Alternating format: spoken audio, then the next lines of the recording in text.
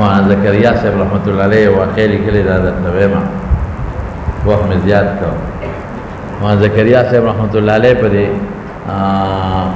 تقریر بخاری کې یو واقع لیکلی دی چې یو سړی وږی و ډېر زیات وږی و لوږې په مخه راغی شو نو جومات ته راغی بلکل په دې لومبي سر کې لیکلی دا واقع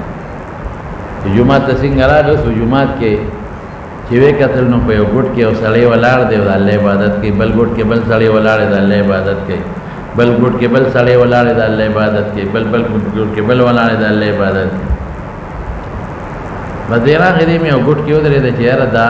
خلک چې سسکیا ما د موسکمو دوی چې سفرې و زبو خرم ادم ولاړ دی موږ په کې وځي لیکي یو خزانه خشتخ کول خزانه خوبصورت اخذ چې څنګه رانه نو هغې سره دا لاس وینځون کې دی چینمچي چې ورته وي دا لاس چې پکې خلی کېږي لوټه ده ورسره نو هغه یو له ورغې نو او ورته وي دا لاس ووینځه نو هغه وله دیکه ورکړه چې نیندم نو ورته بیا وایي چې نه لاس ووینځه وله بیا دیکه ورکړه او دی ورته اوس نیغ نیغ ګوري بیا وله دیکه ورکړه اخر کې رضاک هغه سړی و دې جنۍ هغه لاس ووینځل لاس ووینځل د جنۍ سره ښه مزېداره خوانچه ده غوښې دي پکې قورمې دي پکې اعلی دا څلور کسانو کې یو کس نظر ورته نه کوي او دا بل اشنا چې راغلی دی دی نیغ نیغ ورته ګوري دی هوږ هم دی غریب او دی په دې سوچ کې پروت دی چې خدای پاکه دا قرمه او دا شی اسه نه دا خلاصي من دغه څه برباد نشو دی ولا څه نه ګوري نو چې لاسونه پیوینځل نو بیا ورته وی چې و خلانه هغه ته درش خدای دې به خو نه خو ته دا نه مې راوړې دا کله مو اخواش او دا ته مینت کې دا جنې او غرټي اخره کې رضا کنو شروع یې کړل نو چې واخه خورینو اډو کې را دی دا جنې په پدامه خوري وخت خوري اډو کې راځي جنې په پدامه خوري هغه بیا مو دې خیر قرآن هغه بیا وخت خوري جنې په پدامه خوري بیا را سره راغلي دا شناوي خدای په مې راوړل هغه دیم لا ورغه دیو د نه بق ګور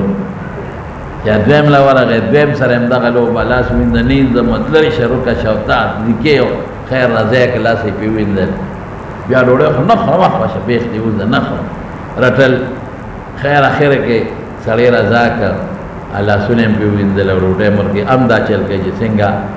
غاډو کې خوري غوخه په داډو کې دا جنې په نامه خوري بیا غوخه خوري ولي او دا بیا وی خیر اے مولک یا روان جوز داش ناوی چې خدای پاک نو شیخ بیغم شو لکه چې په مې راواله دلانه غیر دریم سره دا چلو بیا سلورم لا ورغه سلورم سره هم دا چلو اخره کې دې اشنا لرا اجنه ولا را چې څنګه را ولا نه لا سوینځون کې وته نو ویلا سویندا نه دی وته وین اخره دې به خو باسه اینځ وینځه کنينځ چې زمدانه اینځ کنه خدای پاک هغه نور سسلو به منغو اسنه روانه نشي هغه او به ویندو وین خار بچیا چپ لاسه په وینځه لاسه په څنګه ویندل روټه وته کې خانه نو دوما چل کاو کنه وی ته کته نو ته وی چې دا روټه نخره آیت